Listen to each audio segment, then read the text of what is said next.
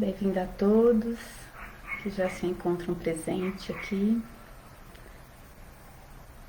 Às 19 horas a gente começa a dar início aos nossos trabalhos, tá?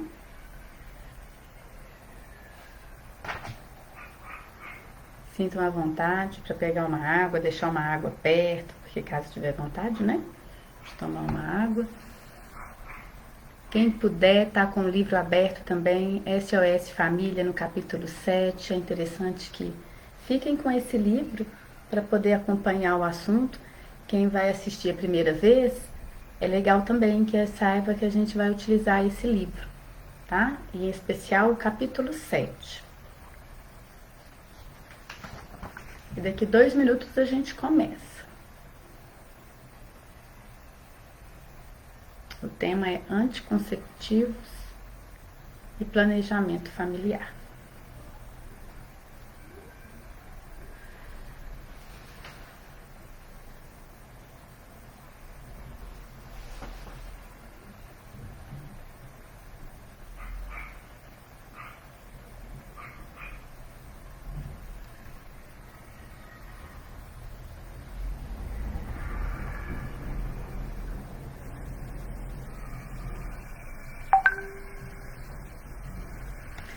Falta 1 minuto para a gente iniciar e a gente vai ser pontual, que o nosso estudo começa às 19 horas e vai até às 20.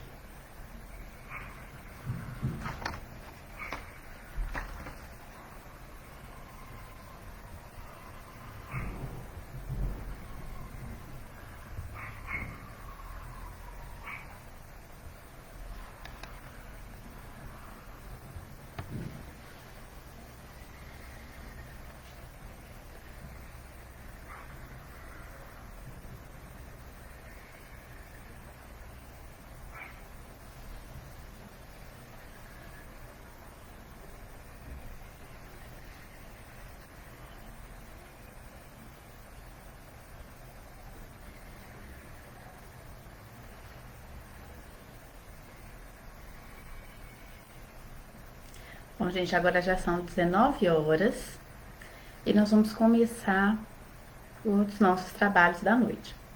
Em primeiro lugar, eu queria agradecer a cada um pela presença aqui na live, que a gente possa se encontrar e habituar mais vezes com esse universo, né? Que é um universo diferente do que a gente tinha acostumado, que antes a gente se encontrava lá no espaço físico do Grupo Espírita Servos de Jesus. Agora nós podemos fazer desse espaço não mais fisicamente, mas de um espaço mental onde a gente se encontra em pensamentos, em vibrações de emoções, para juntos realizar nossas atividades espíritas à luz do Evangelho de Jesus, né? Na verdade, para realizar nossas atividades evangélicas à luz da doutrina espírita. Então sejam todos muito bem-vindos ao Grupo Espírita Servos de Jesus. A live dessa noite é destinada aos estudos sobre família, que a casa realiza todo o primeiro domingo de cada mês. E desde o primeiro domingo de dezembro de 2019, que a casa vai fazendo esse estudo sequencial da obra SOS Família, psicografada por Divaldo Franco, pelo espírito de Joana de Ângeles e espíritos diversos. E de lá para cá, a gente tem feito cada domingo um capítulo. E hoje é o capítulo 7, que é o capítulo intitulado Anticonceptivos e Planejamento Familiar. Talvez seja um assunto que a gente acredita saber, né? Mas será que a gente sabe mesmo? Né? Vamos tentar nos desmistificar de tudo aquilo que a gente já sabe sobre esse assunto e tentar ouvir agora como quem não soubesse nada, para tentar ver o que Joana tem para trazer para a gente. Esse capítulo é intitulado por Joana de Ângeles. Então, antes de iniciar os nossos estudos, eu vou começar com a leitura do livro Pão Nosso. Essa abertura toda aqui, quem geralmente faz lá no espaço físico é a Bruna. Então, eu gostaria de sentir que vocês dessem um pouquinho de paciência comigo, porque eu não tenho aquele carisma da Bruna, aquele jeitinho dela, mas estou aqui me esforçando para dar as boas-vindas em grande estilo, como ela sempre nos deu, tá? Então, hoje nós vamos fazer a leitura do livro Pão Nosso, na lição 94, intitulada Sexo. E lá no capítulo 14 das cartas aos Romanos, no versículo 14, Paulo disse assim: Eu sei e estou certo no Senhor Jesus que nenhuma coisa é de si mesma imunda, a não ser para aquele que a tem por imunda. E Emmanuel explica e esclarece o que Paulo nos diz nesse versículo. Quando Paulo de Tarso escreveu esta observação aos romanos, referia-se à alimentação que, na época, representava o objetivo de áridas discussões entre gentios e judeus.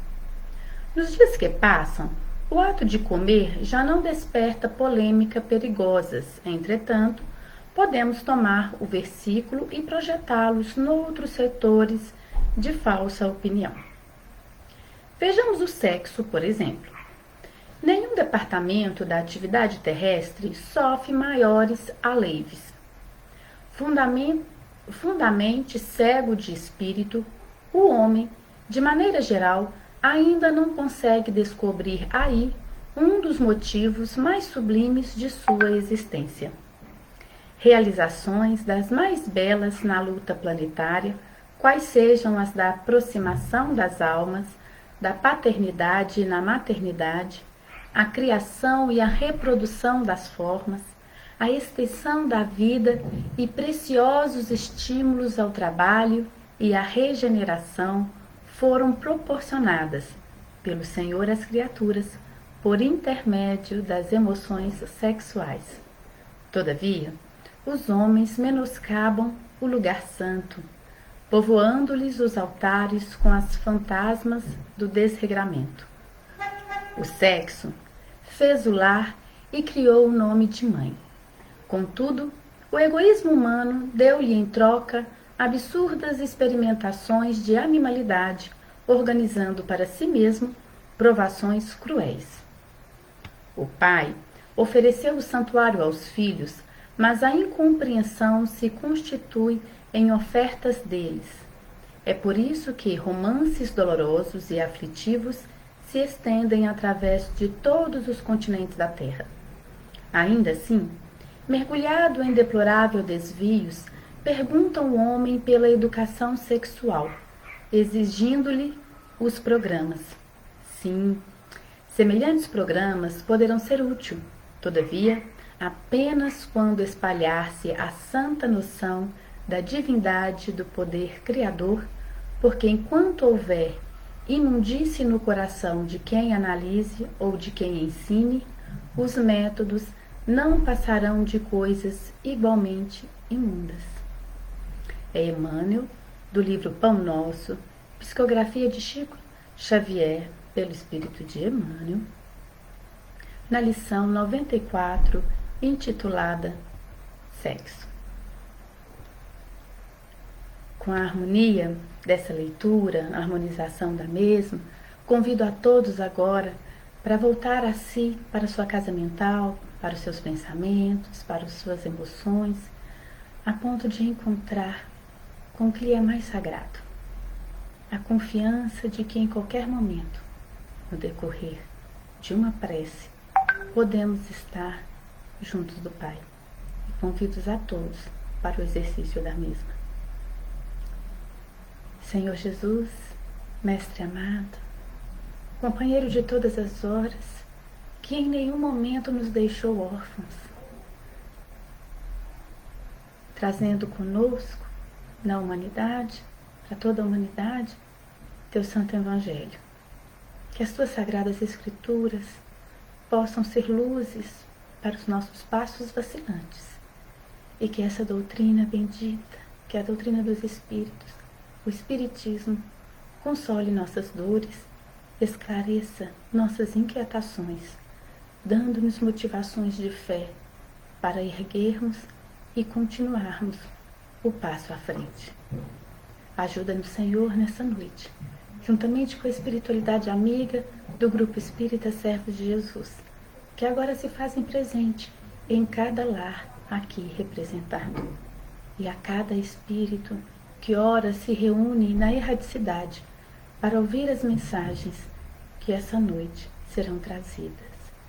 Dai-nos a paz e a tranquilidade, a esperança e a força, para que juntos, independente das circunstâncias, podemos viver a fraternidade, aqui e agora. Que assim seja. Então, gente, eu quero falar para vocês da alegria que eu tenho de estudar essa obra junto com vocês e pelo convite que a casa me fez desde o início. Então, assim, SOS Família é um livro que me percorreu os cultos no lares, desde quando meus filhos eram crianças ainda, e vem percorrendo a minha vida durante um bom tempo, e eu tenho certeza que percorre a vida de muitos, né? Eu não sou a única, e por estarmos todos reunidos ao redor dessa obra, com certeza de cada um aqui presente. Então, hoje, nós vamos falar desse capítulo 7. E como eu disse, a gente precisa se desvencilhar de alguns conceitos que a gente vem tendo, né? Sobre essas questões, assim, de anticoncepcional, de como que a gente vai fazer planejamento familiar, de que vai acontecer, assim. E aí, é interessante a gente se desmistificar para entender do que é que Joana de Ângeles está trazendo nesse capítulo. Então, nós vamos fazer uma introdução sobre o tema, para a gente entender o que é que Joana está falando para a gente sobre essa obra bonita, intitulada aí SOS Família, e principalmente nesse capítulo. A gente fica pensando assim, o que eu já sei sobre esse assunto, né?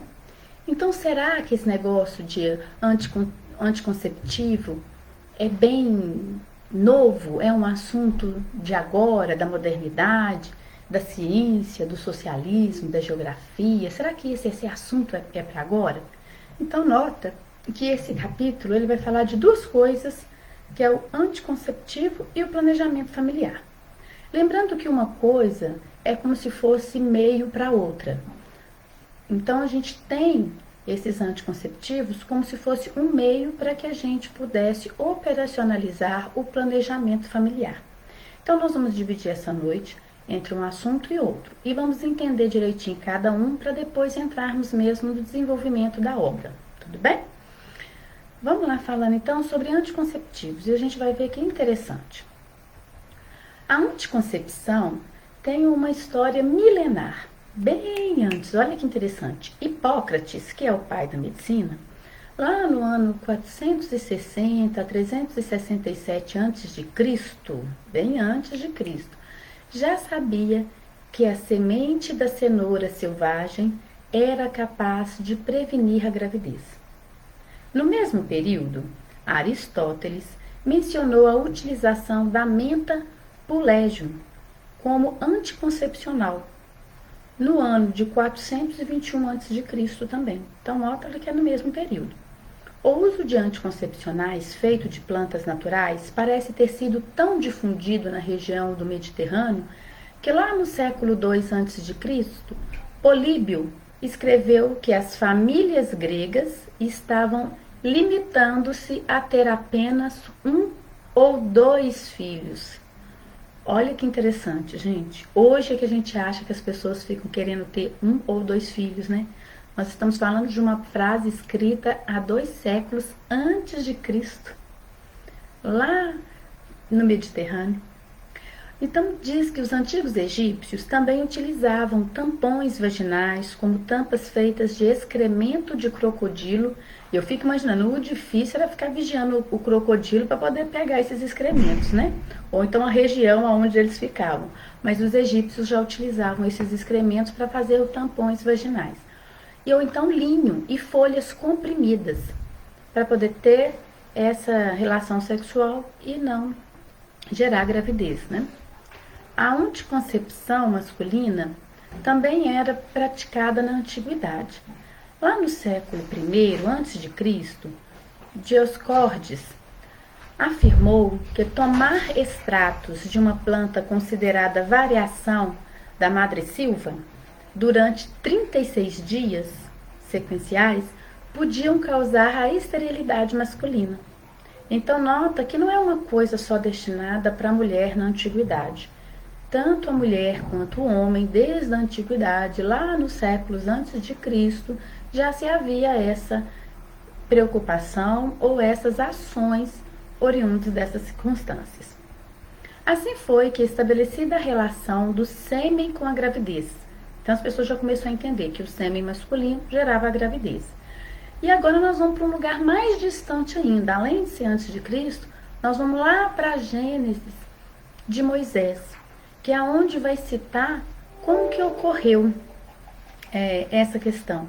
Então, o método anticoncepcional masculino mais conhecido era o coito interrompido. E hoje isso é muito conhecido também, né? Que é esse coito interrompido. E nessa situação ocorreu lá na Gênesis, foi relacionado com Onã, que provocou a ira de Deus ao derramar suas sementes no chão. Olha como é que está escrito isso. Onã, lá na Gênesis, no capítulo 38, no versículo 9. Onã, porém, soube que esta descendência não havia de ser para ele. E aconteceu que, quando possuía a mulher de seu irmão, porque a sua cunhada tinha ficado viúva e a tradição solicitava que, quando ficasse viúvo, o irmão poderia se despojar e ter um filho para que desse um primogênito para a família, né? Ela não tinha. E aí ele não quis. Então está escrito lá: Onã, porém, soube que esta descendência não havia de ser para ele. E aconteceu que, quando possuía a mulher de seu irmão, derramava o sêmen na terra, para não dar descendência a seu irmão. Bem interessante, né? Então, a respeito dos contraceptivos, vamos pensar aqui. Os métodos anticonceptivos têm os reversíveis, que são aqueles que a gente pode voltar a ter gravidez, e tem os irreversíveis, que são praticamente os definitivos. Desses reversíveis, a gente tem contraceptivos hormonais combinados, que podem ser orais ou injetáveis, que podem ser comprimidos ou injeção, né? Tem contraceptivos de progesterona, que também pode ser oral, injetável ou pode implantar. Tem os dispositivos intrauterino, que é chamado como DIU, que tem o DIU de cobre, e com progesterona, que é aquele que não permite que a mulher menstrua. Temos a contracepção de emergência, que é aquele que é conhecido hoje popularmente como a pílula do dia seguinte, mas que ele só tem eficácia até 72 horas após o coito. Tem o método de barreira, que é conhecido como diafragma, que é o preservativo também, e que é o espermicida, que é uma espécie de algo químico que se joga para matar o espermatozoide. Tem os métodos comportamentais, que é considerado a tabelinha, né, que guarda um momento oportuno para poder ter a relação, que é justamente naquele período que a mulher não está fértil. E tem aquele que é o mais eficaz de todo, que também é comportamental, que é o fato de não praticar o sexo. Se você não praticar o sexo, não vai ter filho. A menos que você faça aí uma inseminação artificial. Também tem uma forma, né? Mas se você não quer engravidar pelas questões sexuais, né, pela prática sexual, se você não fizer, não ter uma inseminação artificial, você não engravida. Dos métodos anticonceptíveis irreversíveis, temos dois, que é a laqueadura tubária, que a gente chama que é a ligação das trompas, né, e a vasectomia. Esses são permanentes. E por que a gente faz essas situações, né? Porque começou, vamos pensar pelo lado bom, que o ser humano está sempre em busca de resolver problemas, né? Então havia muita morte das mulheres e do feto, ou até mesmo na nascitura, a criança nascia e não conseguia sobreviver, antes, durante ou após o parto. Então naquele momento era uma situação muito complicada. Então a gravidez às vezes era considerada um risco, um perigo, porque não sabia quem que ia sobreviver ali, né? Era por parteiras, isso naquela situação. E para que a gente utiliza esses métodos? Para impedir a gravidez, para evitar um aborto, porque antigamente também crescia-se muito essa questão do aborto, então agora você pode prevenir antes do que abortar. O controle populacional através da taxa de natalidade, alegando melhor distribuição de alimentos para a população. Na verdade, a gente vai ver lá para frente que o que mais pegou nessa questão do anticontraceptivo foi exatamente isso, essa questão desse medo que a gente tem de passar fome. E aí os estudiosos quiseram falar para a gente que isso era um risco e que a gente precisava controlar a taxa, o crescimento populacional. E quando que isso aconteceu, né? Durante o período fértil do homem e da mulher que praticam a relação sexual. Então, quando é que eu vou ter que utilizar isso? Quando eu estiver dentro da minha fase adulta, até mesmo da adolescência já começa, né? Se eu já tenho condições de ter filhos, se as questões hormonais são tudo ok. E aí você faz com esse contraceptivo. E a respeito do planejamento familiar? Planejamento familiar deve ser tratado dentro do contexto dos direitos reprodutivos, tendo, portanto, como principal objetivo garantir às mulheres e aos homens um direito básico de cidadania prevista na nossa Constituição brasileira, que é o direito de ter ou não filhos. Mas o que é esse planejamento familiar? Vamos tentar entender? Ela é uma espécie de controle da taxa de natalidade, só que é de uma forma mais sutil e flexível, exercida pelos governos de diversos países. Ao invés de se estabelecer controles rígidos sobre o crescimento da população, essa é uma medida voltada para educar os casais e convencê-los de que o melhor é ter menos filhos, ensinando a eles questões sobre os custos de se ter uma criança e sobre os métodos contraceptivos existenciais. Essa informação e essa definição está dada lá no site do Brasil Escola. Então, por que tem essa questão da gente programar a família? Né? Evitando uma família despreparada para a maternidade e para a paternidade, para a gente ter uma preparação para essa família que se forma. E para quê? Para se programarem, para se prepararem, não só financeiramente, mas para se preparar psicologicamente, para amadurecer as emoções. E quando que se deve ser feito isso, né? Durante o período que o casal se prepara para formar uma família. Isso é antes lá, primeiro eu tenho que me entender como pessoa. Como que eu quero formar uma família? Como é que será esses moldes de família? E quando eu encontrar um namorado, alguém que se predestina a formar uma família comigo, a gente tem que conversar bastante e nos organizar, nos planejar como é que nós vamos fazer para a gente formar essa nova família. E como que a gente consegue fazer isso? Além desse diálogo, tendo base do evangelho, a gente vê escolhendo junto qual método anticonceptivos que vamos utilizar. Para a gente entender um pouquinho sobre esse planejamento familiar, eu vou ler um texto introdutório aqui, para a gente entender essa questão do planejamento familiar. Esse texto também está lá no site Brasil Escola, ele foi escrito por Rodolfo Alves Penha. E tá assim. O planejamento familiar é uma prática adotada por inúmeros casais. Entretanto, essa pode ser também uma questão política e econômica. O planejamento familiar é uma espécie de controle da taxa de natalidade mais sutil e flexível exercida pelos governos de diversos países. Ao invés de se estabelecer controles rígidos sobre o crescimento da população, essa é uma medida voltada para educar os casais e convencê-los de que o melhor é ter menos filhos, ensinando a eles questões sobre os custos de se ter uma criança e sobre o método contraceptivo existente.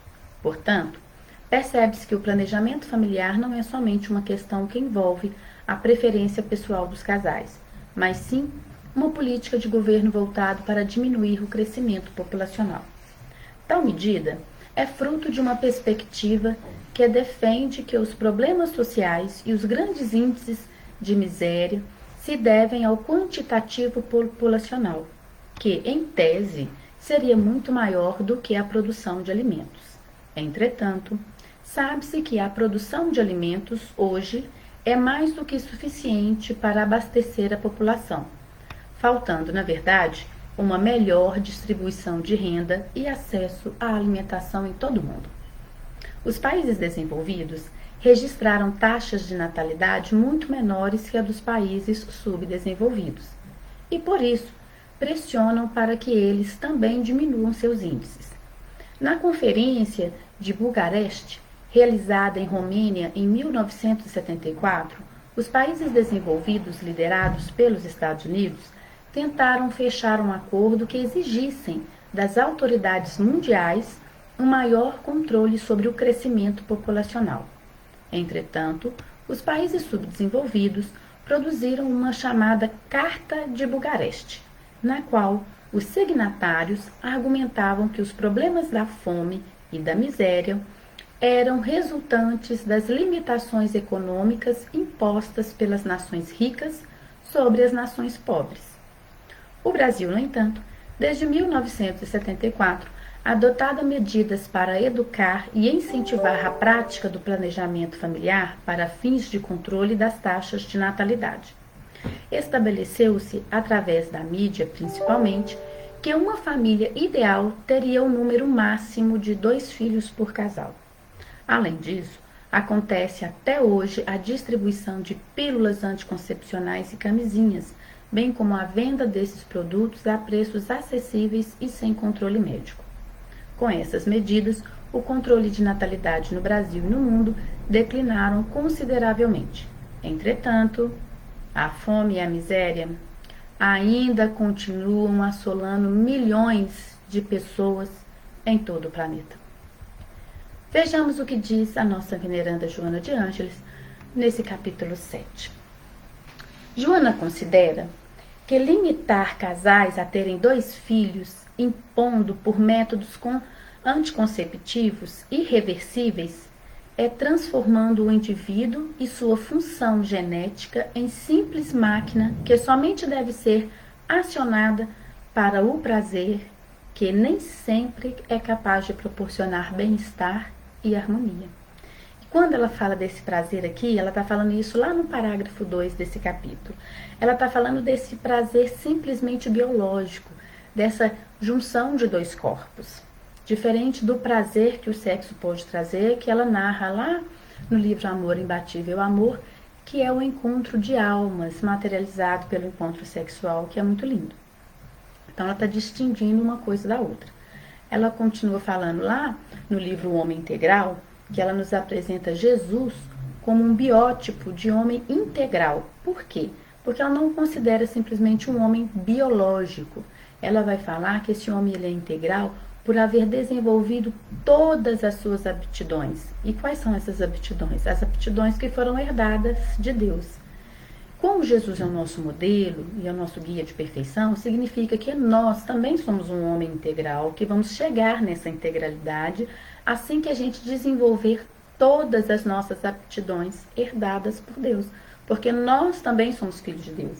E é em busca desse prazer de desenvolver todas essas nossas aptidões, inclusive a aptidão da gente utilizar o sexo com cunho moral, de forma moralizadora, e não de forma imoral, como muitas vezes é utilizada dessa forma, onde a gente desrespeita por completo o parceiro e trata o parceiro como um objeto ou simplesmente como um corpo biológico. E assim, ela diz da importância da psicologia transpessoal, ampliando o campo de investigação, além do behaviorismo, que estuda o nosso comportamento humano, né? Que fala da psicanálise e da psicologia humanista, fornecendo mais amplo esclarecimento sobre o homem integral. Então, para a gente entender a nossa condição de integral, de que a gente não é simplesmente um corpo biológico, ela vai explicar isso lá no livro O Homem Integral, falando que a gente tem que ter todas essas ferramentas que a ciência nos mostra, além do comportamento, além da psique, além das relações humanistas, um amplo esclarecimento para ir nos superando e nos desenvolvendo as nossas aptidões e conseguir essa integralidade. E ela utiliza também, que ela fala que uma dessas outras ferramentas que a gente tem para desenvolver isso é o espiritismo, onde ela fala que o espiritismo, por sua vez, sintetizando diversas correntes de pensamento psicológico e estudando o homem na sua condição de espírito eterno, apresenta a proposta de um comportamento filosófico, idealista, imortalista, auxiliando-o na equação dos seus problemas, sem violência e com base na reencarnação, apontando-lhes os rumos felizes que devem seguir. Então, olha que delícia, nós vamos agora olhar sobre planejamento familiar e anticonceptivos à luz da doutrina espírita, tendo por base o comportamento filosófico, idealista, a imortalidade da alma, né, que vai nos auxiliar na solução dos nossos problemas. E como que a gente vai solucionar esses problemas voltado a planejamento familiar e a anticoncepção? Sem violência, com base na reencarnação. E aí a gente vai conseguir o rumo de ser feliz. Lá no parágrafo 3 desse capítulo 7, ela fala assim, ela mostra a importância dessa questão que deve ser estudada à luz do Evangelho. Então, quando a gente vai formar uma família, quando a gente vai ver como que nós vamos escolher o nosso anticonceptivo, a gente tem que colocar primeiro o Evangelho à frente. Mas não é colocar o Evangelho só à frente, não. É termos uma postura evangélica, de acordo com os moldes do nosso modelo, que é Jesus. Ela concorda que o homem deve programar a família. Está falando lá no parágrafo 4. Quem leu o livro, e eu sei que o pessoal do Certo de Jesus, todos têm o livro SOS Família, todo mundo já deve ter lido o capítulo antes dessa live. Então, quem está com o livro pode acompanhar lá no parágrafo 4, que ela fala que se deve, de fato, planejar a família, né? Você não vai fazer uma família ao vento, assim, sem pensar. Ah, como já é natural, uma pessoa vai, encontra com a outra, tem uma relação sexual, tem um filho, então vamos ficar juntos para todo sempre, aí tem que cuidar e de qualquer jeito, como uma forma instintiva. Não, ela fala que deve programar a família sim. E que você tem que programar a família que você deseja e que convém ter, né? Você vai pensar no número de filhos, quando que você vai tê-los, né? Você vai considerar tudo isso que se fala. Mas a questão é, você não pode esquecer, né, as questões que a doutrina nos revelou, que foi falada agora. Nós não vamos esquecer da imortalidade da alma, da reencarnação.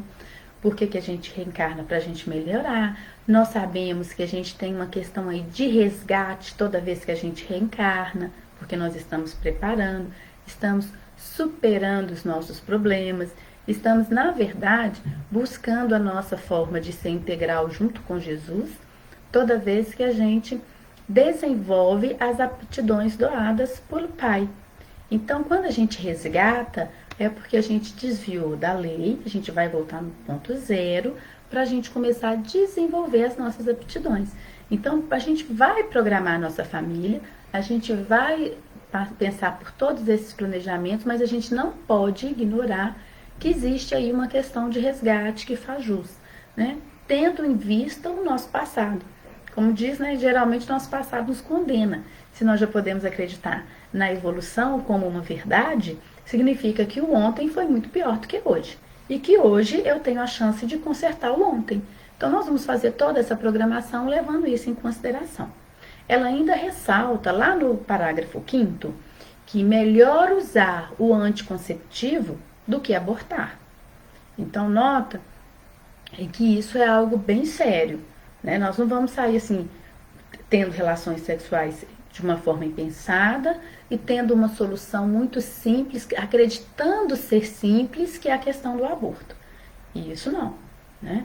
Lembrando sempre que uma gravidez, ela é um efeito e não a causa, né? Ela é um efeito, ela é um resultado de uma relação sexual. Geralmente em tese, né? Questões normais, não estou falando de fertilização in vitro e nem de barriga de aluguel, nós estamos falando de uma outra questão aqui, tá?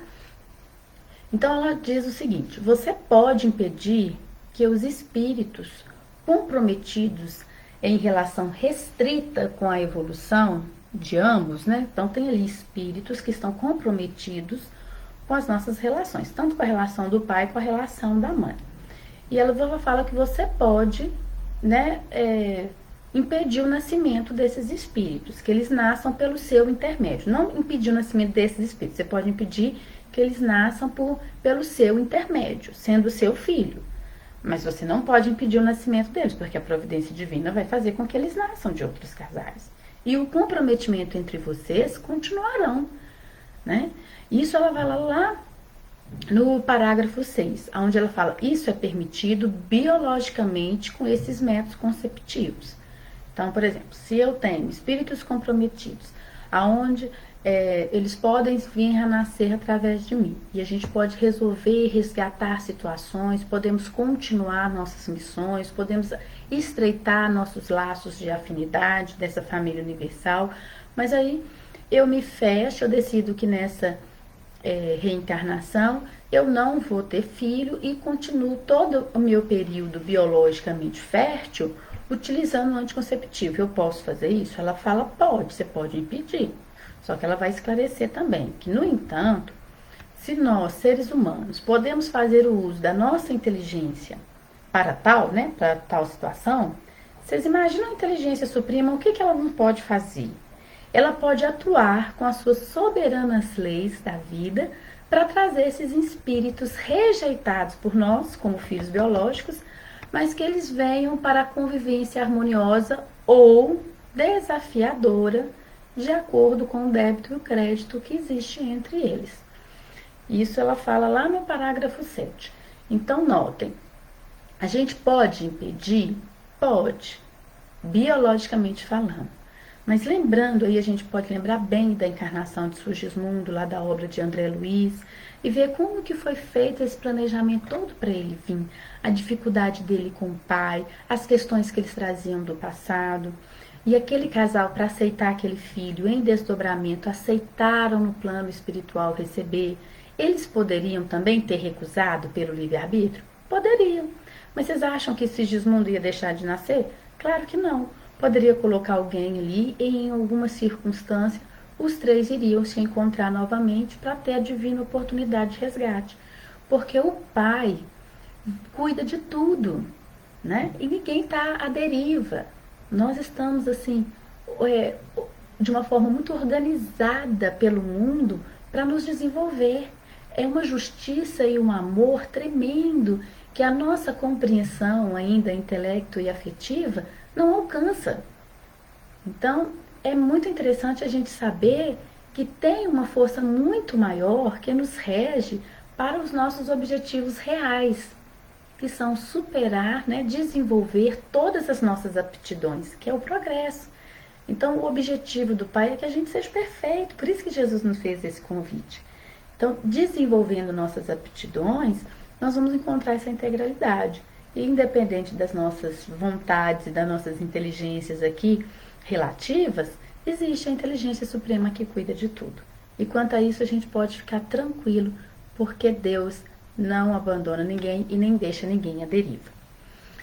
E Joana continua, né? Ela pensa assim, quais são as justificativas comuns em não ter filho? Vamos pensar. Como é que geralmente a gente fala assim, que eu não quero ter filho? Porque um homem ou uma mulher decidem sim, né?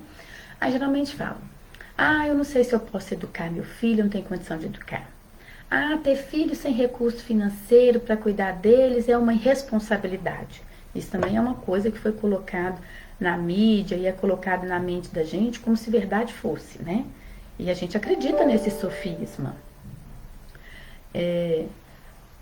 Depois ela fala também, aumentando incessantemente a população na Terra. Então ela fala, se eu fizer ter filho, eu vou ter que aumentar a população na Terra e é muita irresponsabilidade minha, porque a Terra já está em excesso. Como é que a gente vai cuidar de todo mundo? Então ela fala assim, que representa condená-los à miséria e à sociedade de um futuro a um destino inditoso. Então a gente pensa assim, eu olho para o mundo agora e vejo assim, nossa, tanta violência, agora é pandemia, né? Nossa, se eu estiver grávida agora, que irresponsabilidade engravidar em um mundo com pandemia. Então a gente fica criando esses sofismas que não faz sentido. Se a gente for olhar a luz do Evangelho, eles caem todos por terra. E esses sofismas, ela fala que são sofistas materialistas do Malthus e do neomalthusianismo. Aí eu pensei assim, eu vou olhar que ela falou desse Malthus. Vamos ver o que Malthus fala. A teoria malthusiana, ela vai falar que ela foi publicada em 1798 no livro Ensaio sobre o Princípio da População. Nesse livro afirma que a população mundial cresceria em um ritmo rápido, comparado por ele a uma progressão geométrica. Então cresceria assim, 1, 2, 4, 8, 16, 32, 64 e ia sempre multiplicando, né? E a população de alimentos cresceria em um ritmo lento, comparado a uma progressão aritmética. Então, os alimentos iriam crescer assim: 1, 2, 3, 4, 5. Então, isso foi lá em 1798. Então, pensa assim, ó, se a gente continuar com essa população crescendo, não tem comida para todo mundo. Então, vamos deixar todo mundo viver mais tranquilo. E isso foi uns dados estatísticos de geográficos.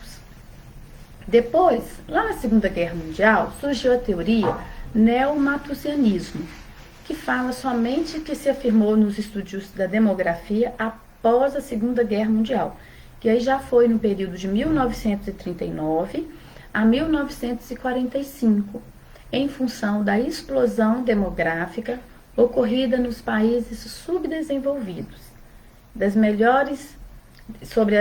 melhorias ligadas ao desenvolvimento da medicina, o que impediu a mortalidade, sem, no entanto, que a natalidade declinasse.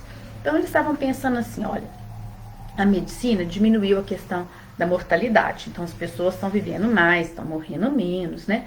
As crianças não estão lá agora morrendo durante o parto, as mães não morrem também durante o parto. Então, como é que nós vamos controlar essa população? Acreditando a ciência que quem controla a população mundial são os homens. Se a gente for olhar pela visão espírita, pela visão do evangelho, à luz do espiritismo, quem controla a população mundial é Deus, é a inteligência suprema.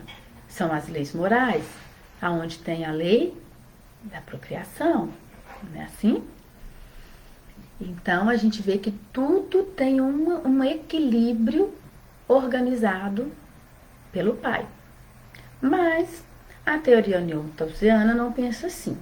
Eles analisam essa aceleração populacional segundo uma ótica anarquista e catastrófica, argumentando que, se esse crescimento não for impedido, os recursos naturais da Terra se esgotarão em pouco tempo. Então, para conter esse avanço, esses teóricos utilizaram de várias propostas, principalmente a da adoção de políticas visando o controle da natalidade. Então, eles começaram a colocar essas ideias, a introduzir o pessoal e falar, olha, não tem jeito da gente controlar essa população não, vamos tentar fazer essa denominação de planejamento familiar para a gente conter esse avanço populacional, desse crescimento populacional. Com isso, esses teóricos reuniu com a ONU, com o FMI, com o Banco Mundial, para que todo mundo tomasse medidas juntas para controlar esse crescimento. Então fizeram assim, pegaram essa ideia, já pensaram no futuro, já imaginaram um caos, porque a Terra cheia de gente, sem comida para todo mundo, então a gente vai ter que programar isso, e tentou convencer todo mundo numa ideia, assim, né? Então, só fazendo uma comparação, e me desculpe talvez a apimentada no momento atual, seria como se todo mundo agora vamos voltar porque a Terra inteira vai morrer de Covid-19. Será? Então a gente tem que ficar muito atento para ver se faz sentido ou não. Isso, dessa questão aqui, na época, fez grande sentido. Lá em 1939 a 1945, isso fez um sentido no mundo inteiro. Entendeu? Então, sendo assim, o tempo mostrou que quando a gente, dessa época para cá, o que a gente tem enxergado agora, gente, depois dessa teoria? A realidade mostrou outra situação. A população cresceu, a quantidade de alimento produzido hoje no mundo é suficiente para ninguém faltar nada, mas a fome foi solucionada? Não. Porque a tecnologia, a forma do campo de operacionalizar, tudo favoreceu para que a gente pudesse produzir muito mais alimento. Mas e o nosso comportamento? Nosso comportamento moral, ético, econômico, político, favoreceu para que essas alimentações produzidas no mundo inteiro chegassem para todos? Então, lá no parágrafo 9, ela mostra que os argumentos são de fato materialistas e não procedem da verdade. Agora que a gente já sabe dessa teoria e que ela realmente virou um sofisma, quem de nós pode dizer que de fato não pensou em não ter muito filho e justificando-se porque não ia ter dinheiro para cuidar, porque não ia ter como alimentar todo mundo, porque não iria colocar muita gente nesse mundo sofredor. Então é como se criasse um modelo mental para a gente compra essa ideia e vive motivada a ela, que esse é o grande perigo.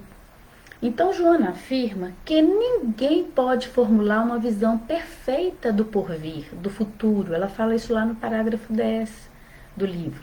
Então, a cada instante, recursos novos e novas soluções são encontradas para os problemas humanos, né? O que é escasso mesmo, ela diz, que é o amor nos corações, né? Cuja ausência fomenta a fome de fraternidade, de afeição e de misericórdia, responsável pelas misérias que se multiplicam em toda parte. Então, essa miséria que está se multiplicando em toda parte é pela falta de amor, né? Ela cita também que outras situações interferem no crescimento populacional, que vai falar sobre as guerras de extermínio e sobre as calamidades sísmicas, de que o pai, né, utiliza para o equilíbrio demográfico. Então a gente tem que saber que às vezes quando tem alguma uma mortificação em massa, alguma catástrofe, alguma coisa que não é uma dependência totalmente do homem, que Deus está utilizando tudo isso para que mantenha o equilíbrio e que a justiça se sobrevaleça. A gente tem sempre que entender que existe a justiça divina em tudo. Agora, quando um filho vem enriquecer um lar, ela traz com ele valores indispensáveis à própria evolução. Quando um filho chega, gente, é só a gente observar para cada família que recebeu um filho. É um divisor de águas, é antes e após aquela criança. Existe tanta evolução intrínseca, de dentro para fora, como a extrínseca, quando do lado de fora, pelas aquelas formações daquele ser, daquela energia, daquele amor, que na interação com esses outros seres vão avolumando virtudes ou até mesmo questões para resolver desafios, né, em relação a vícios e a situações do passado. Mas muitos de nós justificamos sobre as questões financeiras. E Joana nos diz que nem assim, por quê serve essa justificativa como verdade? Porque ela fala que graças às próprias vicissitudes que conduzem uns à ruína econômica e outros à abastança por meios imprevisíveis. O que ela está falando? O seguinte, quando a gente fala assim, mas eu estou muito pobre, a gente sabe do porvir? Não. Se você for rico hoje e ter um filho hoje, amanhã, de acordo com o seu planejamento do que você tem para passar, você pode cair numa falência e ficar numa ruína. Assim também o contrário é pertinente, porque só Deus sabe o nosso futuro. Então a nossa situação de agora, de financeira agora, não é uma definição assim que traz uma justificativa verdadeira. Mas ela diz que a programação da família é um dever. Então, deve ser fruto do diálogo franco e ponderado dos próprios cônjuges, que assumem a responsabilidade pelas atitudes de que darão conta.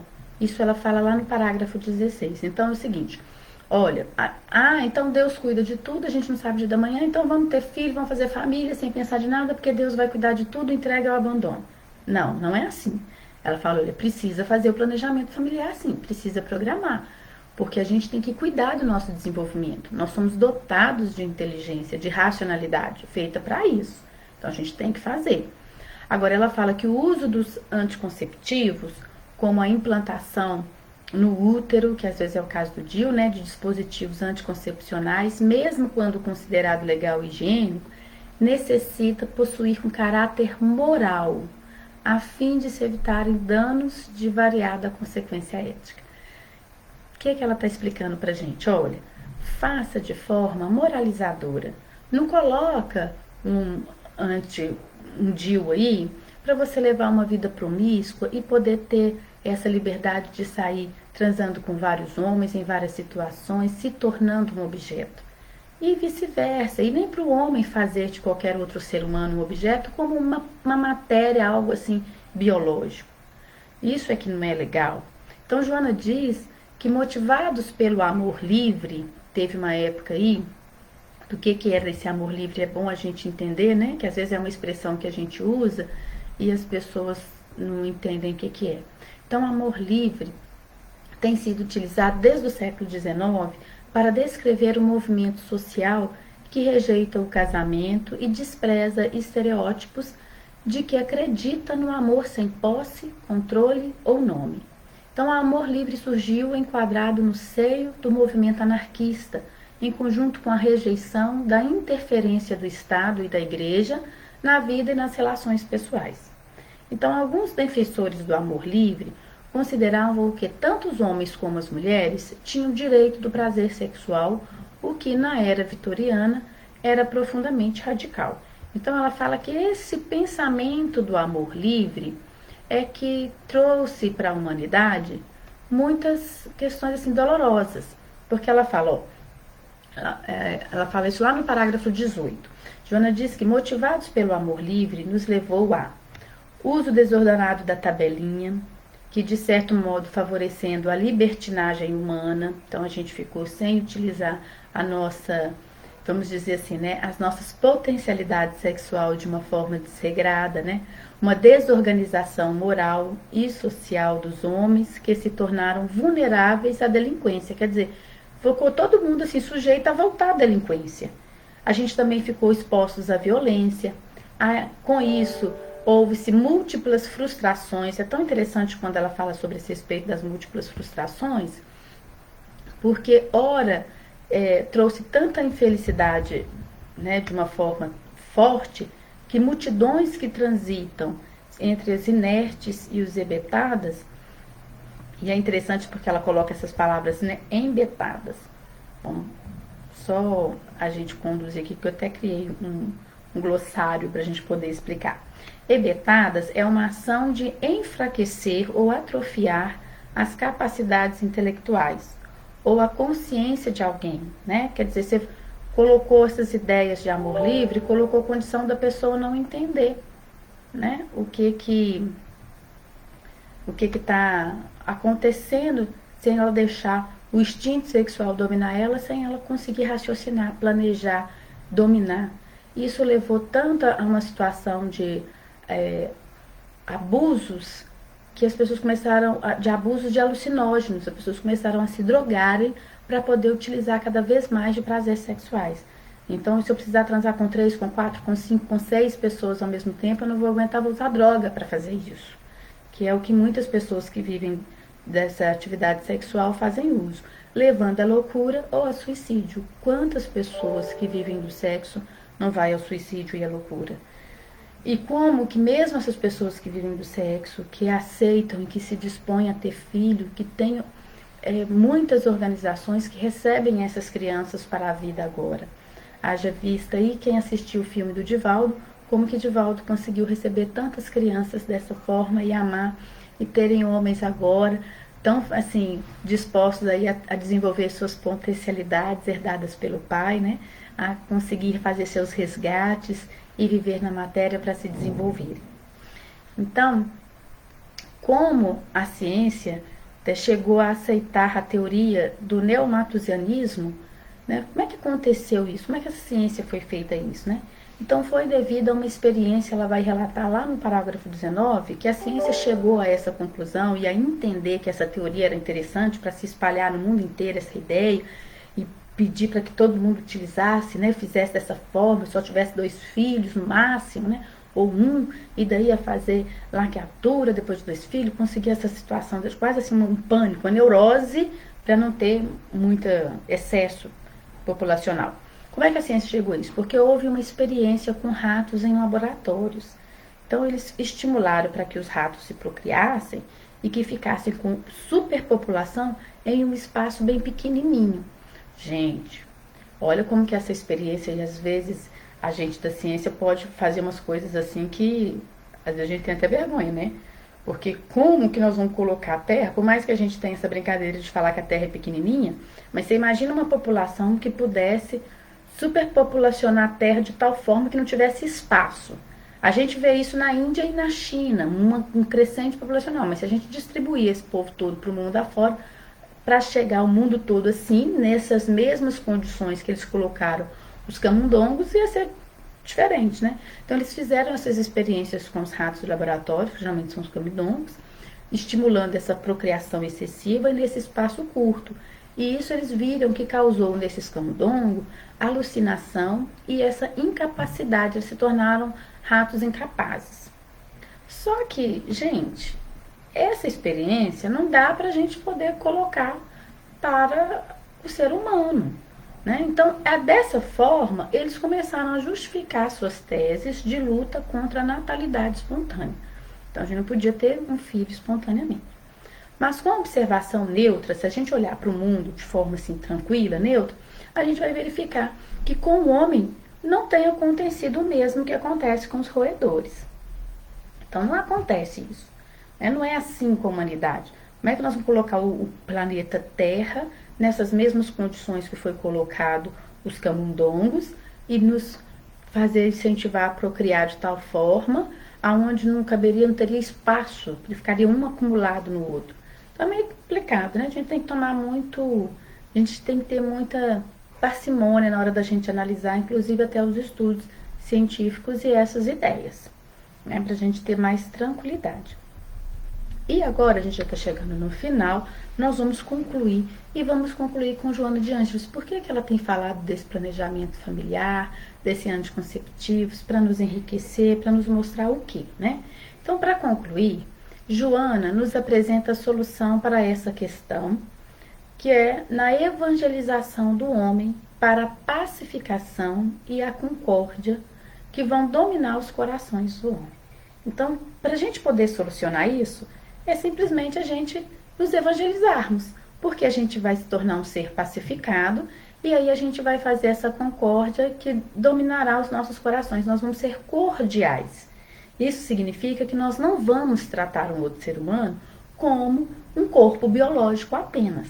Nós vamos nos reconhecer como um ser integral, que estamos desenvolvendo a nossa integralidade com o Pai, porque somos filhos dele, tal qual Jesus, que é o nosso modelo e guia. Então, nós estamos aqui para desenvolver nossas potencialidades que foi herdadas pelo Pai, nesse germe divino, nessa centelha divina que o Pai nos deu. E o outro também é assim como nós. Então, eu não vou olhar o outro como uma peça orgânica que eu vou utilizar para o meu prazer simplesmente biológico sexual. Então, não vou ter isso, vou ter um respeito pelo outro, eu vou ter um amor pelo outro, né?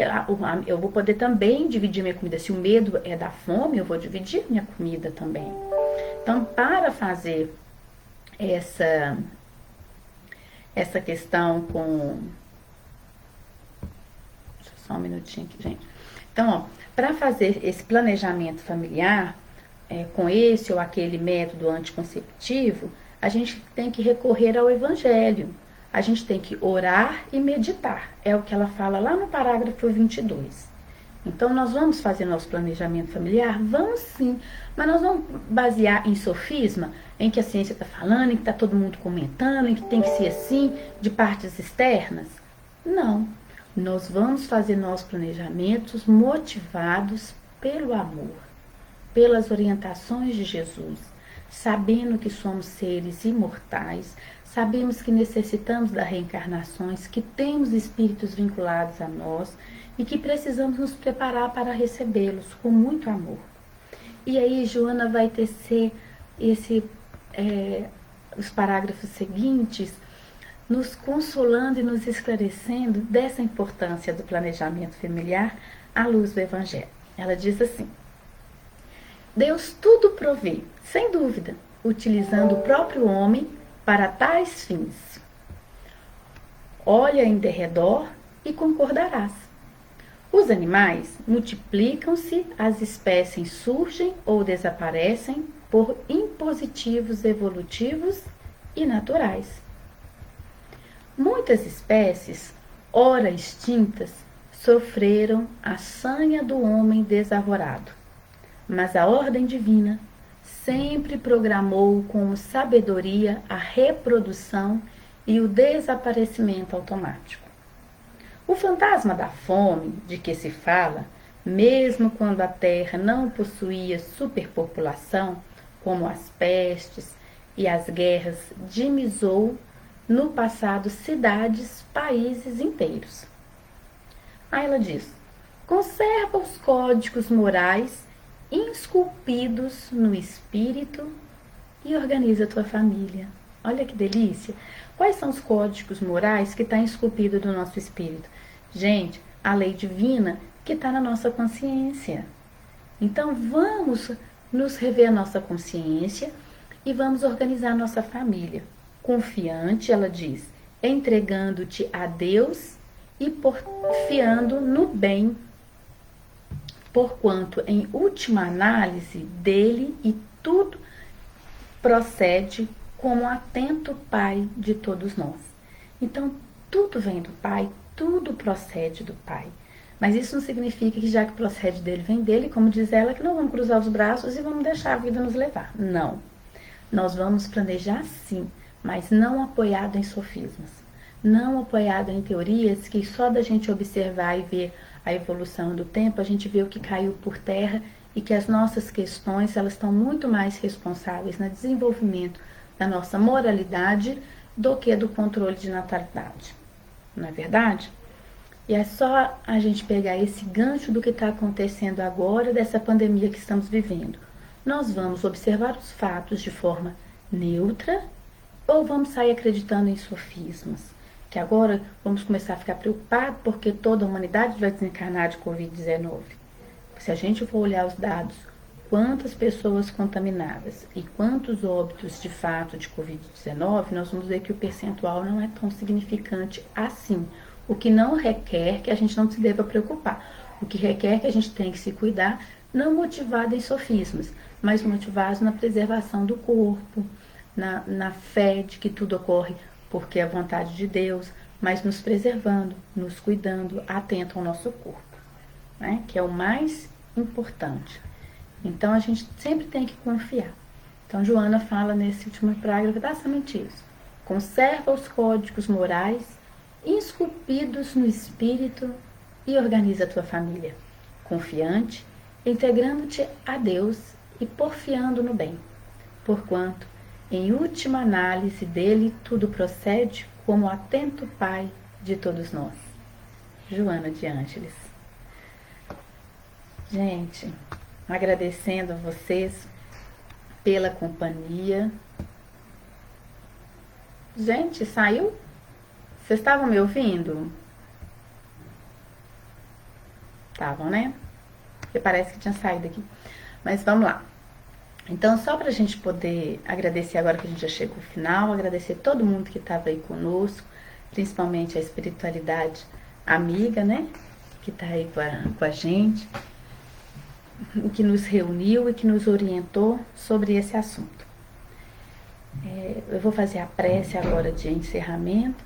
Peço que vocês me acompanhem e que essa reunião de hoje possa ter clareado um pouco mais as nossas questões sobre planejamento familiar e dos métodos contraceptivos, tá? Jesus amigo, mestre amado, companheiro de todas as horas, queremos agradecer por tão grandioso ensinamento deixado por nossa veneranda Joana de Ângeles nessa obra encantadora, trazida pelas mãos de Divaldo Franco. Agradecer a cada um envolvido no Grupo Espírita Servos de Jesus, que forma essa família fraterna no exercício do Evangelho.